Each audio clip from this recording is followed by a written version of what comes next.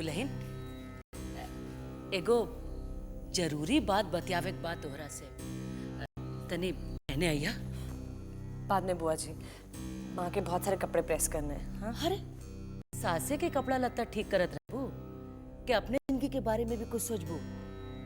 मतलब आप कहना क्या चाहती बुआ? आवा हमरे साथे, आवा यहाँ बैठ, अब बैठ। ए दुल्हन, कुछ होश बात और आगे अपने यहाँ रह गईलू और श्रीकांत के अकेले बॉम्बे भेज देलू। अब नौकरी कर रहे, जाना तो पड़ेगा ही ना। ठीक बा, वो नौकरी पर गई, बाकी तू यहाँ कौन नौकरी बदल बाड़ू? तोरा नौकरी श्रीकांते के साथ बा ना? दुल्हन, तोरा ओकरा साथ ना रहे के चाहिए। हाँ? सुन ले हा कि बम्बई में बहुत मर्दमार छोकरी सबके कमी नहीं के। कभी कौनो श्रीकांत पर डोरा डाल दिला तो तोहार का हुई? श्री ऐसे नहीं है, मैंने अच्छी तरह से जानती हूँ। का जनलू, कब राकस भइलू? अकेला मर्द के फिसलते तनिको देर ना लगेला। बुरा ना माना दुल्हन, तोरा भलाई ला कहता नहीं। जा अपन घर गृहस्थी संभाल ला। अभी तो मुझे यहाँ की घर गृहस्थी संभालनी है, मेरा यहाँ रहना ज्यादा जरूरी है। आप देख रही ना माँ की तबीयत कैसी है। अरे तोहर सास की उम्र भइल, अब तबीयत में कुछ ना कुछ तो लागले रहेल। हाँ, ओकरा चलते तू का अपना जिंदगी बर्बाद कर देबू?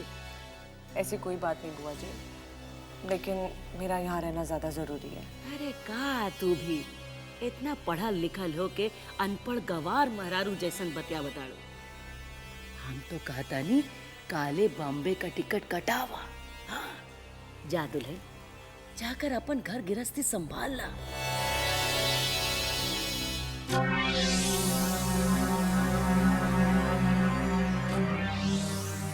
कह दिया जो कहना था। कब क्या करना है इतनी समझ है मुझे। देखब कि कितना बड़का समझदारी बात तोहार। जब दूल्हा दूसरा के आंचल में घुस जाई ना, तब जइहा सास के पास हाथ धर के रोएगा एक खाती।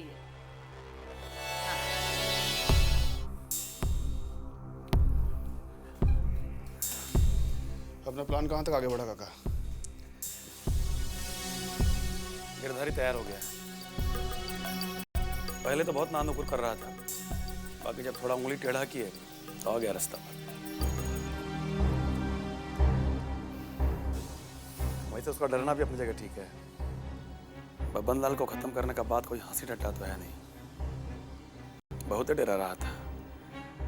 बाकी थोड़ा समझाया बुझाया तो आ गया रास्ता पर। प्रोग्रेस कहाँ है सो बताइए।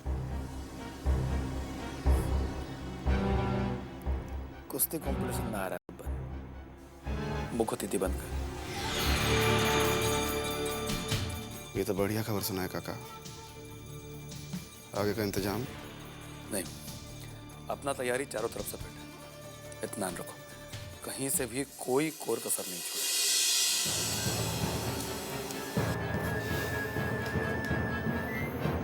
ठीक है, आप लोहा गर्म कर दिए हैं, अब हथौड़ा हम मारेंगे।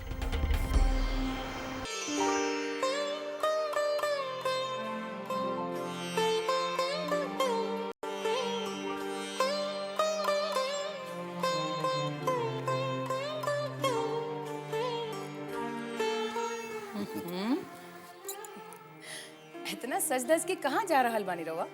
गिरधारी कुश्ती प्रतियोगिता आयोजित कैले बा, वही में चीफ गेस्ट बानी।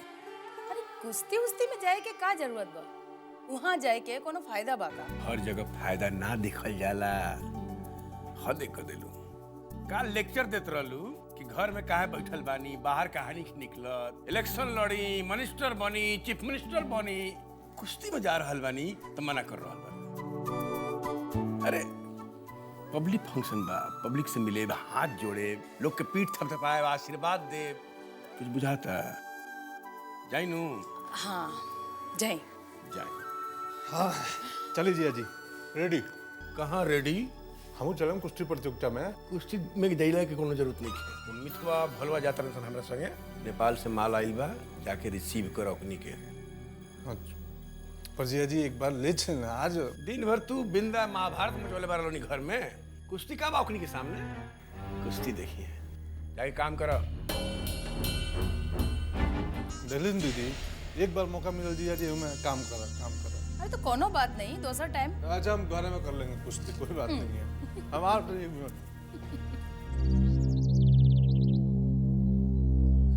चल बाबू चल चल चल। क्या हुआ विजय भैया के? ऐसे पेट काहे पकड़े हैं? क्या हुआ बाबा? अरे पता नहीं कैसे अचानक विजय का पेट पिराने लगा है। डॉक्टर के पास जा रहे हैं। चलिए हम भी चलते हैं आपके साथ। तो तुम ही रहो, संतोष नागा जा रहे हैं हमारे साथ। चल बैठो। रितेश हम विजय के साथ जा रहे हैं, तू और लखन ये रुक। घर में मर्द मानुस को रहना जरूरी है, ठीक है? अरे का हो गइल बउआ के? हाय अचानक दर्द कैसे उठ गइल? कुछ अनसन खा लेला ह का? उहे दिखावे तो ले जा रहल बानी दीदी। बढ़िया डॉक्टर से दिखाइया, इलाज में कोनो कमी नहीं होके के चाहिए। हाँ काका बोला बतावा था, घर के माथ मालिक के खाई पिए के कोनो ठीक इंजाम नहीं के, ये कोनो बात भइल? चल तने हटी। हाँ अरे जा, हमार तो करेजा फाड़ता। ध्यान रखना।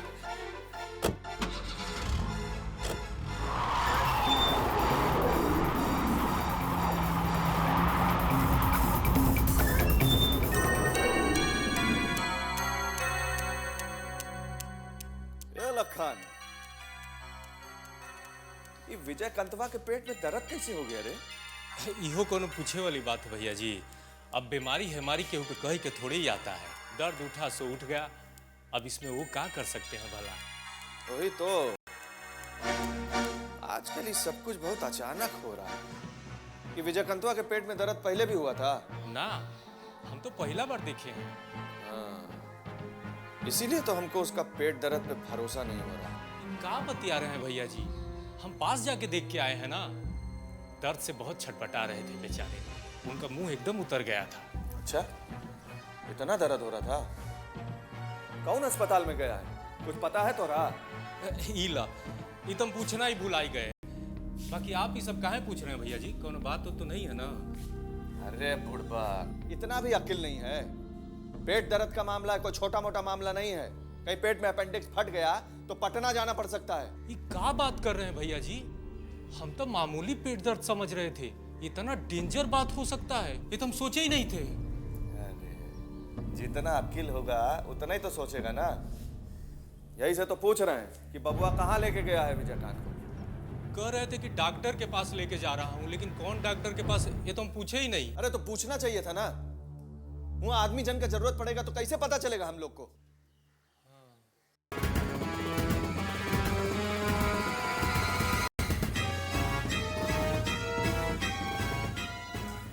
बबुआ भी हद करने लगा है, सब कुछ छुपा के करता है।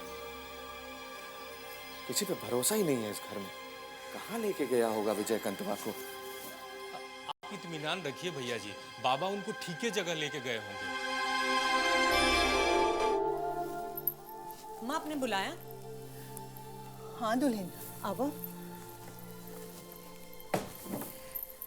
ए दुल्हन, ये हम का सुनतानी?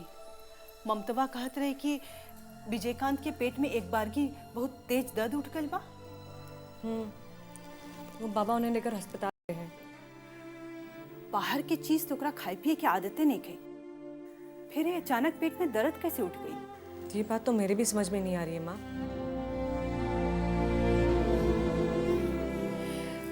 हे ठाकुर जी, केकर नजर लग गई बाई घर पर। जब देखा तब उल्टे सुलटे बात हो रहा बा। कभी कोनो बढ़िया बात सुने के मिलते नहीं के। कुछ मालूम बा बाबा कहाँ ले गई बाड़े ओकरा दिखावे के खातिर? माँ पता तो तब चलेगा ना जब ये लोग किसी को बता कर जाएंगे। मुझे तो ये बात बुआ जी ने बताई, लेकिन माँ मुझे अभी भी इस बात का विश्वास नहीं हो रहा है। अब बाबा की जे ठीक लागल हुई से कैले हुई है। हो सकता कोनो बड़का डॉक्टर से दिखावे ले गल हुई है। पर पता नहीं माँ, मुझे अभी भी विश्वास नहीं हो रहा है कि विजय भैया के पेट में दर्द उठा था। तोरा ऐसा ना सोचे के जाए दुल्हन। क्यों माँ? माँ जब ये लोग रितेश भैया पे शक कर सकते हैं तो मैं ऐसा क्यों नहीं सोच सकती? माँ माँ माँ बहुत भोली है। आप नहीं समझती कि इन लोगों के दिमाग और मुंह पे क्या। माँ ये लोग बहुत तेज है। ये तो का कहत बाड़ो दुल्हन, हमरा तो कुछ बुझाइते नहीं की। खैर जाने दीजिए। मेरी तो ठाकुर जी से बस इतनी ही प्रार्थना है कि अगर विजय भैया के पेट में सचमुच का दर्द उठा है तो उनका बाबा सही इलाज करवाए। हमरे ठाकुर जी से यह विनती बा।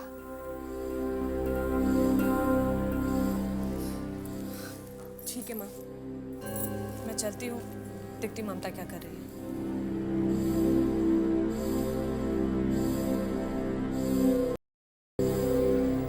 हे भगवान, अब फिर कभी घर में सुख शांति वापस आई।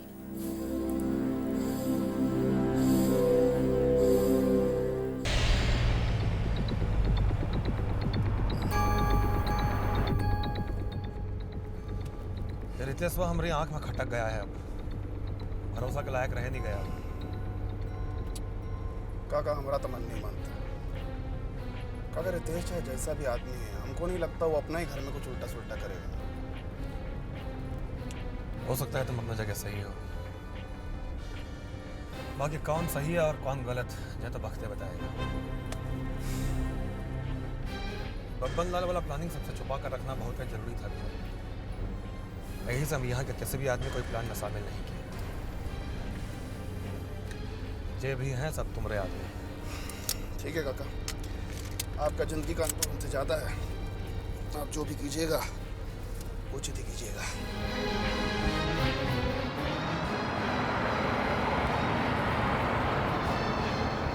क्या नरेश भाई, छोटकी सारी का गमना हो गया क्या? अरे इधर इनका साली का गौना हुआ, उधर मोती भाई के सरज का। अब खाली बजुए का गौना होना बाकी है। अरे पहले अपना बेटा का ब्याह कर लो, फिर तुम्हारी समधिन को गौना करवा के लाएंगे। नरेश बाबू सुन रहे हैं ना? ई उम्र में पंकज लाल हमारा गौना करवाना चाहता है। अरे तो तू हो तो सॉलिड जवाब दिए हो, है कि नहीं भाई? अरे ज्यादा खीकी मत करो, हमरा समझिन से तो बाद में गौना कर लियो, पहले पान लगाओ। हाँ हाँ, 300 पत्ती डबल डाल के 600 बनाओ बैजू। तो नहीं बदन में गर्मी आए ना। हाँ भाई गर्मी चाहिए। वैसे भी महाराजगंज का हवा पानी बड़ा ठंडाया हुआ है, लगाइए थोड़ा मस्त। हाँ हो, समझ में नहीं आता है कि ऐसा उत्पाती जगह में आजकल इतना शांति का है। भाई ये तो संपादक जी बता सकते हैं। आओ देखो दिनकर जी इधर आ रहे हैं। आइए आइए दिनकर बाबू। दिनकर जी खाली गर्मा गर्म चाहिए पीजिएगा कि अपना अखबार में गर्मा गर्म खबरों छापिएगा? जब गर्मा गर्म खबर मिलेगा तो जरूर छापेंगे, लेकिन अभी तो यहाँ का माहौल बहुत ठंडा है। हम लोग भी तो वही कह रहे थे, जब इतना गर्म जगह में इतना ठंडा रहेगा तो आपका अखबार कैसे बिचेगा? है अखबार चलने के लिए तो कुछ न कुछ गर्मा गर्म खबर छपते रहना चाहिए ना। हमारा अखबार का एक मान प्रतिष्ठा है। हम जनता की मूल बातें और उसकी समस्याएं छापते हैं। केवल अखबार की बिक्री बढ़ाने के लिए बेसिर पैर की बातें और गर्मा गर्म मसालेदार खबरें नहीं छापते हैं। तब तक इंतजार कीजिए महाराजगंज में किसी बड़ी घटना के होने का। अच्छा दिनकर जी, एक बात बताइए, आप तो हवा पानी सबका रुख समय से पहले ही भांप लेते हैं।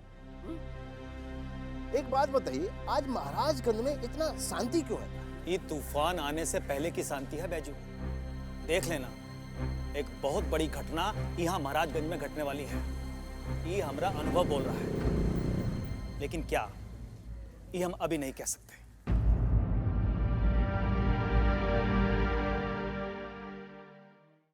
बाबूलाल जी समझने की कोशिश कीजिए।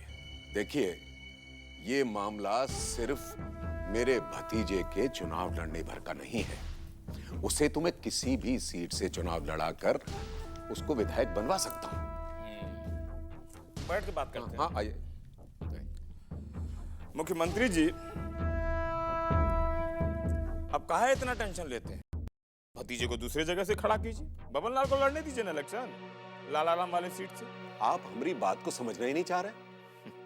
आप सही ढंग से समझाएंगे तो काहे नहीं समझेंगे। देखिए बाबूलाल जी, बब्बन एक अपराधी है, एक क्रिमिनल है, ये तो सब जानते हैं। और आज की राजनीति का अपराधीकरण हो गया है, इसलिए वो बदनाम है, ये भी आप जानते हैं। ऐसे में यदि बब्बन लाल जैसा बाहुबली राजनीति में आएगा तो ये तो आग में घी डालने जैसा काम हो गया ना। ये आपका अपना सोच हो सकता है, हम इससे इत्तेफाक नहीं रखते। क्या है, आप नहीं जानते का कि राजनीति का अपराधीकरण प्रदेश के वर्तमान और भविष्य दोनों के लिए घातक सिद्ध होगा। और फिर बब्बन लाल जैसे घनघोर असामाजिक तत्व राजनीति में एंट्री लेंगे तो प्रदेश किस राह पर जाएगा? एक पॉलिटिशियन के सामने पॉलिटिक्स में आदर्शवाद का राग मत आलापिए मुख्यमंत्री। प्रदेश कौन से रास्ते पे जाएगा इसका चिंता छोड़िए, साफ साफ बताइए कि बब्बन लाल का पॉलिटिक्स में एंट्री करने से आपका क्या नफा नुकसान होने वाला है? अरे हमरा का नफा नुकसान होगा बाबूलाल जी। हम तो प्रदेश के भविष्य और उसके हित की बात कर रहे हैं। सतीश बाबू, आप गांधी मैदान में इस वक्त झंडा नहीं फहरा रहे हैं जो प्रदेश के हित की बात बोलना इतना जरूरी है। बहुत आदर्शवाद का बात बतिया चुके हैं, अब हमसे सुनिए जमीनी हकीकत।